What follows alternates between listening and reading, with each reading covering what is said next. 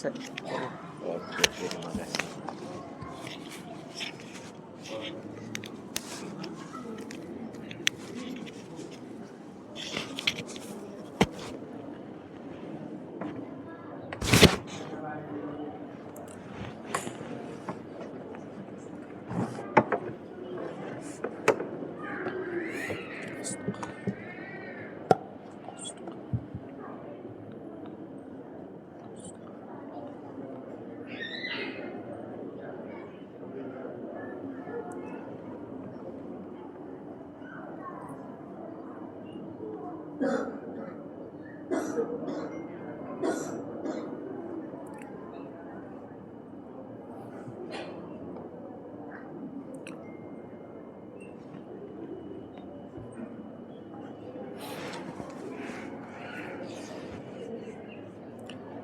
Bismillahirrahmanirrahim. Assalamualaikum warahmatullahi wabarakatuh. Innal hamdalillah nahmaduhu wa nasta'inuhu wa nastaghfiruh wa na'udzu billahi min shururi anfusina wa min sayyiati a'malina. May yahdihillahu fala mudhillalah wa may yudlil falan tajida lahu waliyan mursyida. Allahumma salli wa sallim ala habibina wa nabiyyina wa rasulina Muhammadin wa ala alihi wa ashabihi wa man tabi'ahum bi ihsanin ila yaumiddin, amma ba'd. Syukur pada Allah Subhanahu wa ta'ala atas limpahan rahmat dan karunia dari Allah pada siang hari ini. Alhamdulillah kita dalam suasana berpuasa, menahan diri kita dari lapar dan dahaga, juga menahan diri dari hal-hal yang bisa membatalkan puasa kita hari ini, serta membatalkan pahala puasa kita. Yang mudah-mudahan dengan kita al-imsak, dengan kita berpuasa, mudah-mudahan Allah Subhanahu wa ta'ala meridhai kita dan akan memberikan ganjaran, serta kita akan menjadi hambanya yang nantinya sebagaimana janji dari Rasulullah, orang-orang yang bagus puasanya akan mendapatkan syurga dan memasukinya melalui pintu Rayyan di akhirat nantinya. Ini adalah dambaan dan harapan kita bersama. Kemudian selawat beriring salam kepada Rasulullah sallallahu alaihi wasallam, Rasul yang telah membawa umat manusia ke jalan Islam, jalan yang benar, jalan yang diridhai oleh Allah Subhanahu wa ta'ala. Hadirin ustadz-ustadz, guru-guru kami, bapak-bapak dan ibu-ibu jamaah salat zuhur yang dirahmati Allah. Pada siang hari ini insyaallah kita akan mengulang kaji apa yang telah disampaikan oleh guru-guru kita, ustadz-ustadz kita sebelumnya, yaitu tentang fondasi dasar keislaman kita, keimanan kita kepada Allah Subhanahu wa ta'ala. Para ulama menyebutkan bahwa agama ini dibangun atas 3 fondasi yang sangat penting. Yang pertama yaitu fondasi keyakinan, keimanan atau ketauhidan. Yang kedua adalah fondasi syariah, fikih, masalah ibadah, dan yang ketiga adalah fondasi akhlak yang diibaratkan oleh para ulama kita, terutama Imam Al-Ghazali, bahwa fondasi keimanan itu ibarat tanah yang subur. Kalau fondasinya bagus berarti tanahnya berarti sangat subur, dan syariat itu adalah pohon yang ditanam di atas tanah yang subur itu. Tentunya akan membuahkan hasil yang sangat bagus buah yang sangat sempurna ketika ada pagar, ada perlindungan terhadap pohon itu, yang insya Allah pagar itulah yaitu akhlak atau adab kita dalam beragama ini. Makanya hadirin jamaah yang dirahmati Allah, sebuah pondasi yang kokoh dalam agama ini itu sangat penting. Bahkan karena pondasi yang kokoh itu ibarat tanah yang subur, yang dengan pondasi yang kokoh itu bisa tumbuh berbagai macam amal ibadah, kebaikan dan perbuatan-perbuatan yang saleh dalam kehidupan kita. Makanya Allah Subhanahu wa taala itu di dalam banyak ayat di dalam Al-Qur'an itu senantiasa menggandingkan orang yang terbaik itu adalah orang yang amanu wa amilus solihat. Orang yang bagus fondasi dasar atau keimanannya kepada Allah Subhanahu wa taala, dan orang yang senantiasa mengerjakan kebaikan, mengerjakan amal-amal yang saleh dalam kehidupannya. Maka hadirin yang dirahmati Allah, fondasi dasar dalam Islamnya, dalam istilah ilmu itu disebut dengan ilmu tauhid. Para ulama menyebutkan banyak sekali nama lain dari ilmu ini, seperti misalnya disebut dengan ilmu usuluddin, ilmu yang berkenaan dengan dasar-dasar agama, atau dikenal dengan ilmu aqaid atau aqidah, yaitu ilmu yang berfokus pada keyakinan kepada Islam dengan ikatan yang sangat kokoh. Atau juga disebut dengan ilmu ma'rifah, ilmu dalam rangka mengenal dengan dalam tentang Allah Subhanahu wa taala dan seluruh ciptaannya di alam semesta ini. Ada juga ulama yang memberikan nama ilmu tauhid ini dengan ilmu kalam, karena pada saat itu untuk membantah berbagai macam paham-paham, aliran-aliran dalam kehidupan, itu butuh metode yang bagus dalam rangka untuk mengokohkan akidah umat. Maka itu disebut dengan ilmu kalam, ilmu yang membahas tentang sifat Allah Subhanahu wa taala dan juga ciptaan-ciptaan Allah Subhanahu wa taala yang dijelaskan secara dalil yang qat'i, dalil yang jelas dari Al-Qur'an, juga melakukan atau menyampaikan argumentasi yang logis, yang itu bisa diterima oleh orang-orang di luar Islam pada saat itu yang menganut falsafah yang bertentangan dengan falsafah Islam. Maka hadirin jamaah yang dirahmati Allah,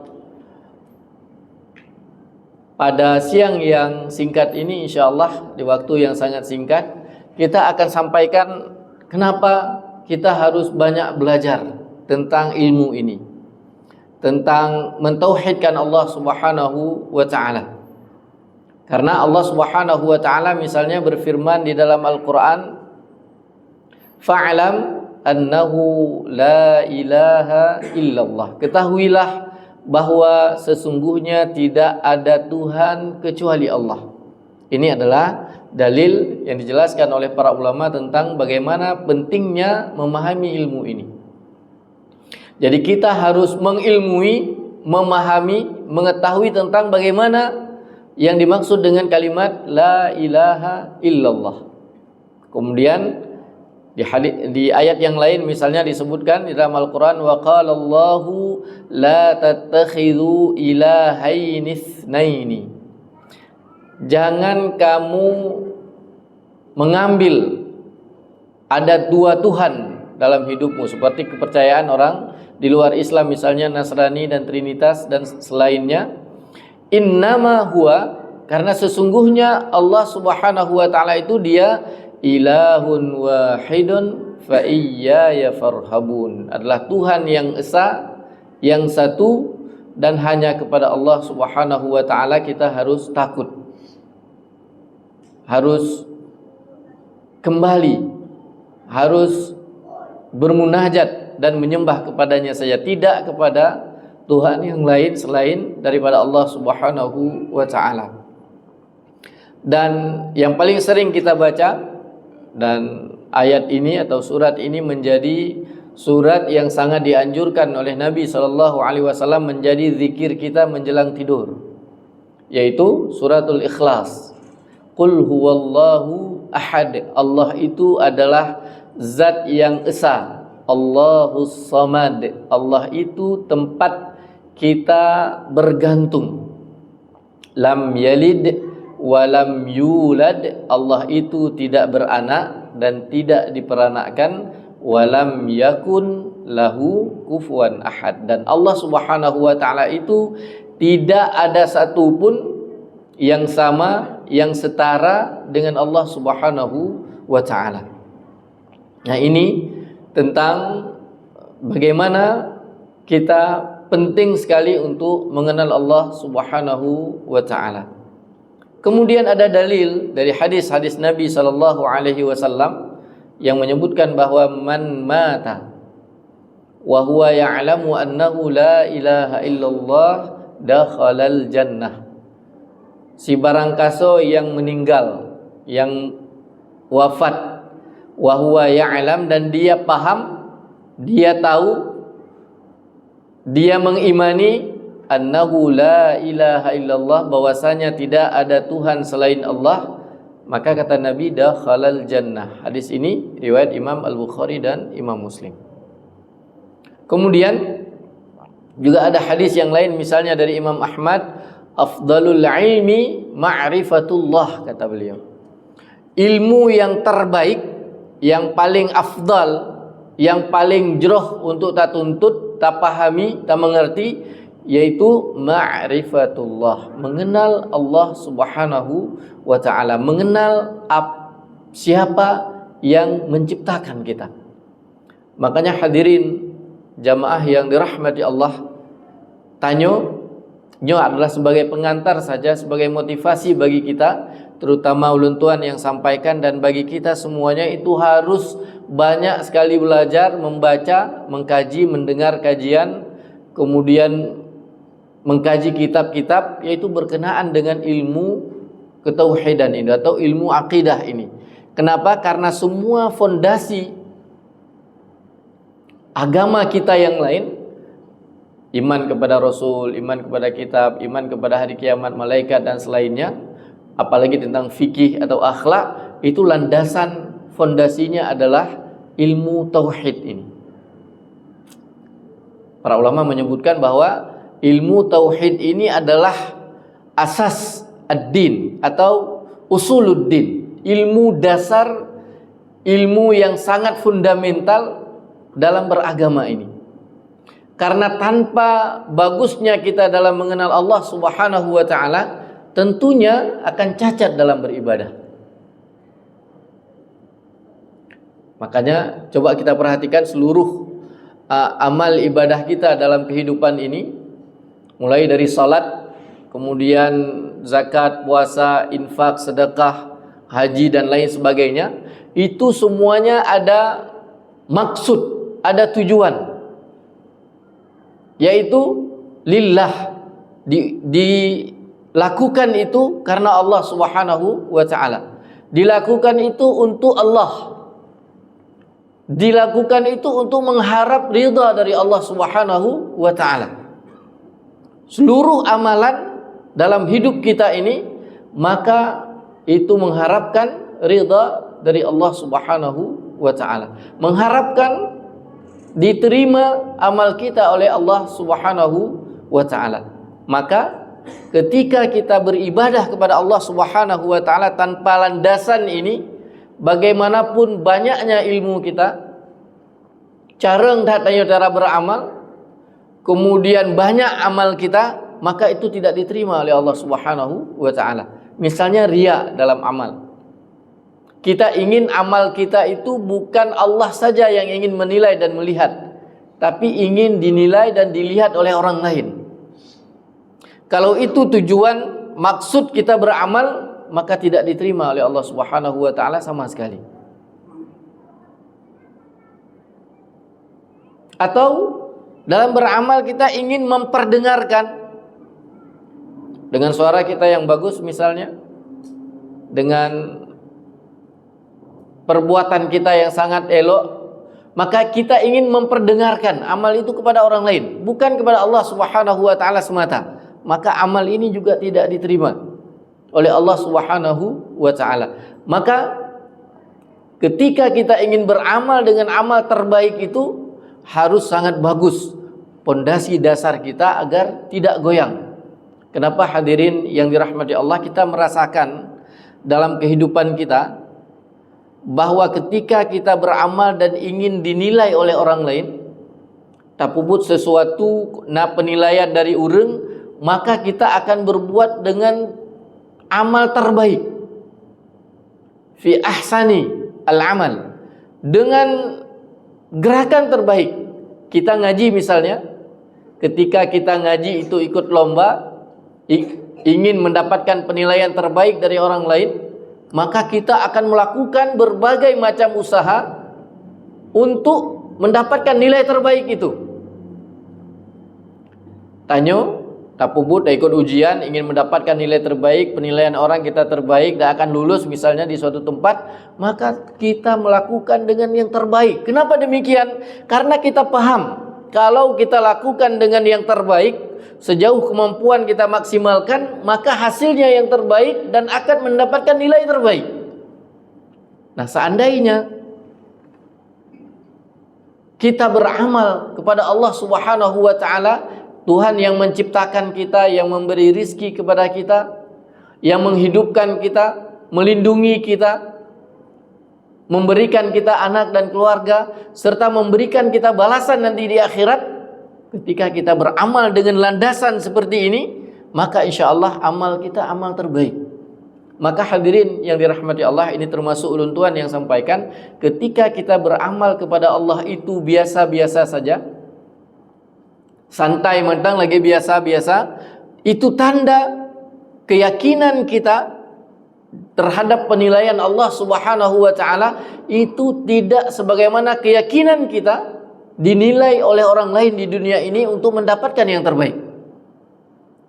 Dan ini yang ditanamkan oleh Nabi sallallahu alaihi wasallam kepada para sahabat, sehingga mereka baik dalam kondisi sir sendiri tersembunyi maupun kondisi yang jahar, kondisi yang tampak dilihat oleh orang, mereka berlomba-lomba dalam kebaikan. Kenapa? Karena perasaannya sama lagi perasaan Tanyo Jino, tak ikut sesuatu yang tengah dinilai lego secara langsung. Begitu perasaan para sahabat tentang ketauhidan ini, sehingga iman mereka benar-benar menjadi iman terbaik dan generasi terbaik dalam menyembah Allah Subhanahu wa taala. Maka ini yang harus kita tingkatkan terus dalam kehidupan kita agar kita bisa menuju ke arah sana. Nyo termasuk ulun Tuhan yang sampaikan, mungkin sama-sama kita belajar, memahami, mendalami agar punya motivasi dalam beramal seperti itu, hadirin yang dirahmati Allah.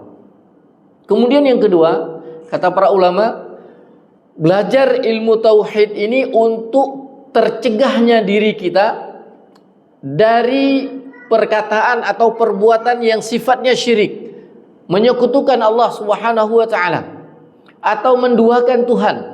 Karena di dalil yang kita bacakan tadi, Allah Subhanahu wa taala menyebutkan bahwa tidak boleh seorang pun itu mengambil dua Tuhan dalam hidupnya, meyakini dua Tuhan dalam hidupnya, berbuat sesuatu dengan landasan sekutu. Ada dua tandingan, ada yang menandingi daripada tandingan dari Allah Subhanahu wa taala. Itu sangat terlarang di dalam Islam. Kenapa? Karena menjadikan Allah Tuhan yang ada sekutunya, yang ada tandingannya, itu akan mengarah kita kepada kesyirikan. Dan syirik, kata Nabi sallallahu alaihi wasallam, itu termasuk dosa yang al-muhlikat, dosa yang dapat membinasakan manusia. Makanya hadirin jamaah yang dirahmati Allah, ustaz-ustaz, tengku-tengku yang mulia, terhadap menyekutukan Allah ini, kalau dulu misalnya ada contoh-contoh yang disebutkan oleh ustaz-ustaz kita, yaitu menyekutukan Allah itu dengan meminta kepada pohon-pohon atau kayu-kayu besar yang disebut dengan aliran animisme.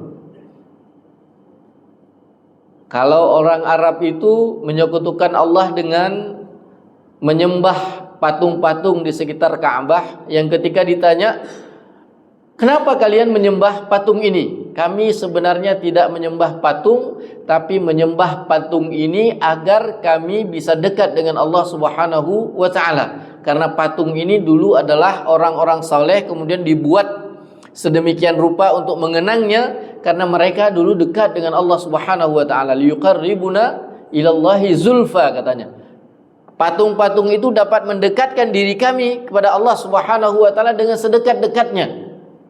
Jadi orang Quraisy itu, mereka berbuat syirik itu bukan menyembah patung, tapi mereka menjadikan patung itu adalah jembatan dalam rangka mendekatkan diri mereka kepada Allah Subhanahu wa ta'ala. Kemudian ada juga keyakinan-keyakinan yang lain, misalnya orang zaman dulu itu yang percaya kepada bintang yang membuat mujur, dan ada bintang yang membuat sial atau apes misalnya. Atau ada petunjuk-petunjuk lain, suara-suara binatang dan lainnya, dan semua itu diberantas oleh Rasulullah sallallahu alaihi wasallam, karena itu dapat menyebabkan manusia itu terhina dan jatuh kepada kesyirikan yang membuat goyangnya keimanan mereka kepada Allah Subhanahu wa ta'ala. Tapi hari ini misalnya, memang hal-hal seperti itu kita sudah tuntas dalam ilmu tauhid yang kita pelajari. Tapi keyakinan kita kepada kebendaan yang sifatnya materialisme misalnya, yang kita sangat khawatir menyoi rumah danyo hana breh misiji, khawatir menyo hana peng langkih, sehingga ada orang-orang tertentu demi untuk mendapatkan materi itu semuanya menghalalkan berbagai macam cara, baik itu dilarang oleh agama, dimakruhkan, itu semuanya dilakukan demi untuk menggapai itu. Ini adalah bentuk menyekutukan Allah dalam dunia modern ini. Orang-orang ketika beribadah kepada Allah Subhanahu wa ta'ala, tanya ketika salat sangat khusyuk, tapi ketika di luar daripada salat langsung kita melakukan perbuatan-perbuatan yang zalim, mengambil hak orang lain misalnya, melakukan kecurangan-kecurangan demi menginginkan agar tanyo udip mangat dalam kehidupan. Mangat tapusikula ane mangat tamita rezeki dan seterusnya, tapi demi itu semuanya kita tidak mengingat Allah lagi. Kita bisa bayangkan diri kita misalnya cukup hek tamita peng dumpe, tapi dengan uang yang banyak itu rela kita habiskan demi untuk menyogok agar kita bisa masuk kerja, anak kita bisa di sekolah-sekolah yang favorit misalnya, bisa masuk kerja yang sangat mendatangkan banyak uang setelahnya, dan kita anggap itu hal biasa. Kenapa? Karena kita tidak yakin bahwa Allah Subhanahu wa ta'ala itu yang nantinya kalau kita jalani perbuatan yang dihalalkan oleh Allah Subhanahu wa ta'ala dan baik, Allah pasti akan memberikan jalan yang terbaik untuk takdir kita. Memang bisa jadi jalan pintas yang kita pakai itu bisa membuat kita bahagia untuk sementara waktu, tapi jalan pintas itu biasanya akan membawa kesengsaraan yang berkepanjangan. Kamu nak diskusi wa salat tarawih duduk di matang dengan rakan-rakan, disampaikan ustaz goyang kali dengar ceramah alun di masjid ali tarawih, disampaikan oleh ustaz Kiban, tanya ustaz wate tak ibadah kepada Allah Subhanahu wa taala khusyuk tu, nyan bacut melenceng dari sunnah langsung tak apa. Nah ngan tanya yang hana cocok dengan sunnah enggak kita pakai. Masjid yang hana pas dengan sunnah handa aja. Tapi ustaz, wate gecok peng pemilu nyan hana merasa berdosa ke. Bahkan ke kendam lun kali loncok peng populan, maka lun harus luntok ponyan. Padahal itu bentuk daripada kesogokan. Ada orang-orang tertentu mengatakan iron pakai nu sogok le untuk naik kena kedih macam-macam. Sebenarnya nak tanyo, cuma kai cok legop maka tacok pulang dengan cara tajuk peng kan sogokna. Macam-macam alasan karena demi itu semuanya. Dan sabuh-sabuh gampung apabila ditumai oleh urang-urang tertentu hana getung katanya mandum yang dianggap bangai oleh urang. Padahal kau yang gejak asid buat tempat penghutang suara misalnya, tapi enggak mau dia pilih sesuai dengan keinginannya. Walaupun yang dipilihnya urang yang gena jok pengen goyang tapi hana gedung yang dianggap bangai oleh urang. Begitu kondisi hari ini. Kenapa? Karena orang itu tidak lagi memiliki landasan tauhid yang benar dalam hidupnya. Ini termasuk kita yang menyampaikan semuanya jadi introspeksi bagi diri kita. Kenapa? Karena ini kadangkala udep dan nyonyo hanali tahubungkan dengan keyakinan kita kepada Allah Subhanahu wa taala kalau itu sesuai dengan nafsu kita. Nah, ini adalah bentuk kesyirikan-kesyirikan baru yang tanpa kita sadari itu bisa mengikis ketauhidan kita kepada Allah Subhanahu wa taala. Bapak Ibu bisa bayangkan hari ini, karena mungkin di lembaga-lembaga pendidikan tertentu itu seleksinya sangat ketat sehingga untuk masuk ke situ berat, kecuali punya kecerdasan yang tinggi anak-anak kita atau kerja dan lain sebagainya. Tapi ada jalur-jalur yang kita tempuh demi untuk mendapatkan pendidikan agama terbaik di lembaga itu. Tayo rela kawai hana lulus, kemudian bujut ke lulus, cara apapun kita cari, orang yang awal lulus tes tergeser dari itu dengan asbab kita. Dan dengan itu nantinya anak kita menjadi terbaik agamanya, hafal Quran terbaik di situ. Kemudian dia mencari kerja yang terbaik, dasarnya yaitu dengan kecurangan yang dilakukan oleh orang tuanya demi memenuhi ambisinya masuk ke lembaga yang terkenal itu. Tapi bisa anda bayangkan, padahal kita ikut sunnah, salat berjamaah kita di masjid, tapi dalam hal-hal seperti itu seakan-akan itu keluar dari jalur atau koridor agama kita. Bisa bayangkan ingin tamang tahfiz terbaik anak kita, tapi dengan jalur yang curang seperti itu yang menggeser orang lain yang mungkin hanya sedekat danyo daripada kedekatan atau selepeng danyo untuk gujuk sehingga tergeser. Dan ini yang membuat banyak masalah-masalah dalam kehidupan yang kadangkala pimpinan tanyo caci, tanyo kritik, tapi sebenarnya itu dimulai dari bagian-bagian terkecil dari masyarakat yang melakukan hal-hal itu semuanya, dan itu bisa jadi bagian dari menyekutukan Allah Subhanahu wa taala atau mengabaikan Allah Subhanahu wa taala dalam hidup kita. Yang ini dikenal dengan sekularisme. Jadi memisahkan agama dan keyakinan kita dengan hal-hal yang sifatnya duniawi. Baik. Kemudian yang ketiga, hadirin yang dirahmati Allah, bertauhid, memahami ilmunya dan mengamalkan ketauhidan itu adalah kunci keselamatan dalam kehidupan kita. Makanya Rasulullah sallallahu alaihi wasallam mendakwahkan kalimat la ilaha illallah, kalimat tauhid ini untuk membebaskan manusia dan menyelamatkan manusia di dunia ini. Pernah ada seorang sahabat Rasulullah sallallahu alaihi wasallam yang ingin menyerang sebuah daerah dan berdialog, berdiplomasi sebelum ada penyerangan itu. Ditanya, kenapa kalian itu ke tempat kami dan ingin menghancurkan kami? Kalau kalian butuh uang, maka kami punya banyak emas, leut hatpeng untuk mujuk. Kalau kalian butuh jabatan, kami kasih. Tapi jangan melakukan hal-hal seperti ini, baik sampai hancur peradaban kamu.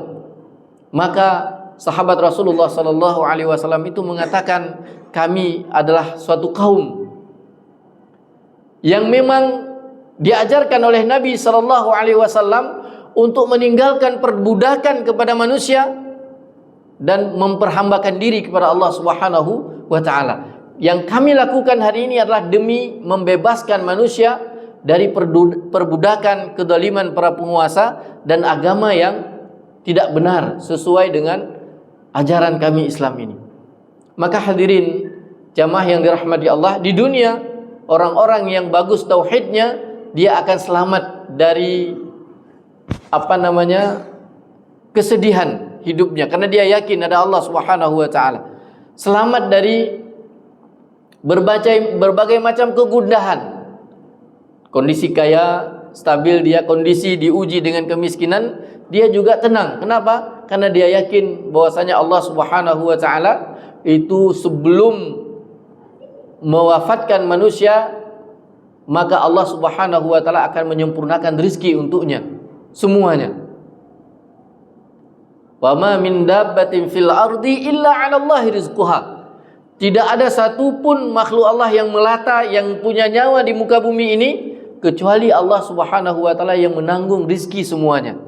Jadi ini adalah sebuah keyakinan yang kokoh yang membuat kita tenang di dunia ini. Apalagi di akhirat, Rasulullah sallallahu alaihi wasallam menegaskan bahwa orang-orang yang meninggal dalam kondisi mengucapkan kalimat la ilaha illallah, maka dia akan masuk surga dan menjadi orang-orang yang diridhai oleh Allah Subhanahu wa taala.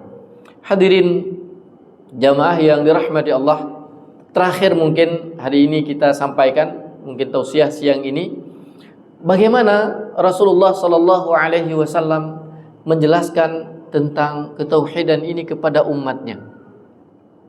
Bagaimana metode Rasulullah sallallahu alaihi wasallam dalam menjelaskan ini sehingga para sahabat itu benar-benar menjadi orang-orang yang bersih jiwanya dari berbagai macam kesyirikan dalam kehidupannya. Di antara metode Rasulullah sallallahu alaihi wasallam dalam menjelaskan ini semuanya yaitu dengan menyampaikan wahyu dari Allah Subhanahu wa taala. Yatslu alaihim ayatihi, yaitu membacakan ayat-ayat Allah, tilawah Al-Quran, tilawah dari wahyu ilahi. Maka ini merupakan sebuah metode yang ampuh. Kalau kita ingin ketauhidan kita, iman di dada kita akan bagus, maka perbanyak tilawah Al-Quranul Karim, terutama di bulan Ramadan ini. Kemudian wa yuzakkihim, menyucikan mereka dari berbagai sifat yang tercela, dari kesombongan jahiliyah, dari persangkaan jahiliyah dan selanjutnya, yaitu yutahhiruhum min adnasil jahiliyah. Rasul sallallahu alaihi wasallam itu membersihkan, menyucikan mereka dari berbagai sifat-sifat jahiliyah yang bertentangan dengan Islam. Kemudian hadirin yang dirahmati Allah, Rasulullah sallallahu alaihi wasallam setelah melakukan dua hal tadi, baru mereka memahamkan mereka Al-Quran yang mulia itu dan juga hadis-hadis Rasulullah sallallahu alaihi wasallam yang keluar dari lisan beliau. Setelah dibacakan ayat Allah, disucikan jiwa mereka, baru Rasul ajarkan mereka ilmu-ilmu yang diturunkan oleh Allah Subhanahu wa taala melalui Al-Quran dan juga penjelasan melalui sabda Rasulullah sallallahu alaihi wasallam. Ini semuanya yang membuat sahabat Rasul yang mulia menjadi orang-orang yang tangguh dalam akidah, kokoh imannya, dan menjadi orang-orang yang dapat kita teladani. Bagaimana jiwa mereka teguh, mereka tidak mau tergeser dari keyakinan yang kokoh itu, walaupun nyawa sebagai taruhan dalam kehidupan mereka. Maka mudah-mudahan ini memperbanyak kajian-kajian kita, insyaallah. Kita tanyakan kembali kepada ustadz-ustadz, guru-guru kita, yang itu dapat mengokohkan jiwa kita di zaman yang serba permisif ini, nilai yang sangat minim sekali. Maka kita berdoa kepada Allah Subhanahu wa taala, jangan sampai dengan tantangan dalam hidup, dengan ujian dalam hidup kita, itu bisa menggoyangkan iman kita, yang kita bisa jatuh kepada kesyirikan atau meninggalkan agama yang sangat mulia ini yang telah diwariskan oleh Rasulullah sallallahu alaihi wasallam kepada kita. Mungkin ini yang bisa kami sampaikan sebelum kita akhiri. Ada di antara Bapak yang mengomentari, mungkin ada saran, ada tanggapan yang kita sampaikan. Kalau mungkin ada kesalahan, silahkan disampaikan, ditanyakan. Mudah-mudahan ini menjadi ilmu yang bisa memotivasi ulun tuan, terutama yang sampaikan, dan bagi kita semuanya insyaallah. Baik, ada pertanyaan? Baik, Menyohana, mungkin tapadai sampai di sini. Insyaallah di kesempatan yang lain kita akan sampaikan bagaimana hubungan antara keimanan yang kokoh ini atau ilmu tauhid ini dengan syariat yang kita amalkan dalam kehidupan kita. Ini insyaallah akan kita sampaikan di kesempatan yang lain insyaallah. Hadanallah wa iyyakum ajma'in. Subhanakallahumma wa bihamdika asyhadu an la ilaha illa anta astaghfiruka wa atubu ilaik. Assalamualaikum warahmatullahi wabarakatuh.